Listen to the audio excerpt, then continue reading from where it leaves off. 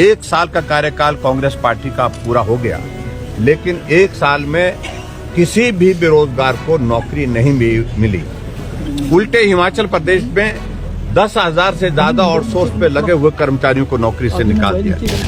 और वो विषय है हिमाचल प्रदेश में बेरोजगारों को नौकरी ना मिलना। 1 साल का कार्यकाल कांग्रेस पार्टी का पूरा हो गया, लेकिन 1 साल में किसी भी बेरोजगार को नौकरी नहीं मिली। उल्टे हिमाचल प्रदेश में 10,000 से ज्यादा आउटसोर्स पे लगे हुए कर्मचारियों को नौकरी से निकाल दिया गया।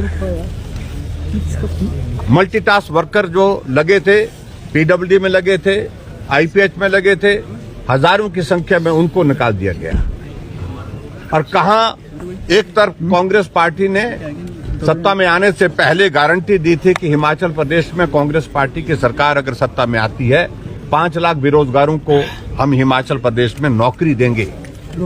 और उसमें आगे बढ़कर के ये कहा था, कैबिनेट की पहली बैठक में ये निर्णय लिया जाएगा कि 1 लाख बेरोजगारों के लिए नौकरियां निकाल दी जाएंगी।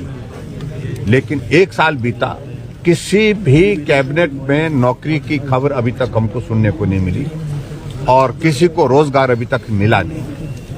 उल्टा हिमाचल प्रदेश में जो नौकरियां हमने कैबिनेट से स्वीकृत करके उनको प्रोसेस भर्ती की प्रक्रिया जो शुरू की थी, उस प्रक्रिया के अंतर्गत कुछ लोगों को नौकरियां देने की जो है वो बात जो चली हुई थी, वो भी अभी तक जो है उसमें से बहुत सारे बच्चों के हजारों की संख्या में जिनके परिणाम अभी तक नहीं निकाले गए। और इस प्रकार से परिस्थिति, इस प्रकार से हिमाचल प्रदेश में नौजवान बहुत फ्रस्ट्रेटेड है, चिंतित है अपने भविष्य के बारे में।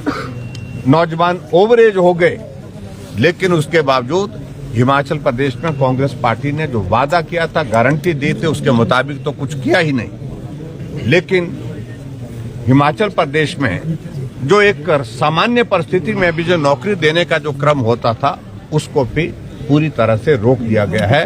और मुख्यमंत्री एक ही बात को लेकर के कहते हैं कि हम जो है आर्थिक बदहाली के दौर में से गुजर रहे हैं। अगर उस दौर में से गुजर रहे हैं तो एडवाइजर कैबिनेट रैंक के साथ बनाए जाते हैं। उस दौर में से गुजर रहे हैं, सीपीएस 6 बना दिए जाते हैं हिमाचल प्रदेश में। ओएसडी की लंबी कतार खड़ी कर दी गई है।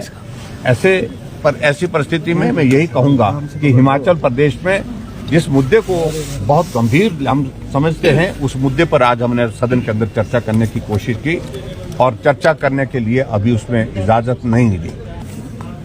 सामान्य रूप से ये होता है कि सरकार में जब कोई दल होता है तो उनकी ओर से इस प्रकार का प्रदर्शन करने की आवश्यकता होती नहीं है, इस प्रकार से वो बात नहीं कहते।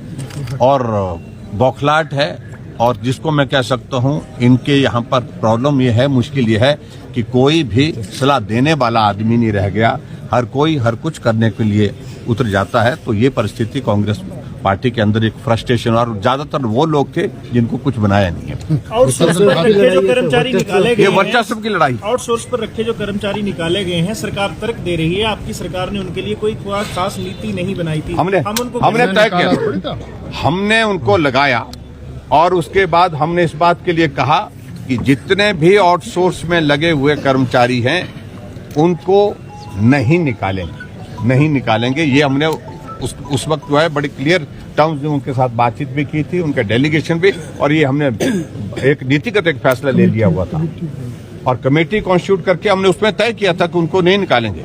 और पर्टिकुलरली जो कोविड के दौरान लगे हुए उनके बारे में तो हमने बिल्कुल साफ कहा था कि इन बच्चों ने बहुत कठिनाई में काम किया है, बहुत मानवीय ढंग से इनने जो है अपनी सेवाएं दी हैं।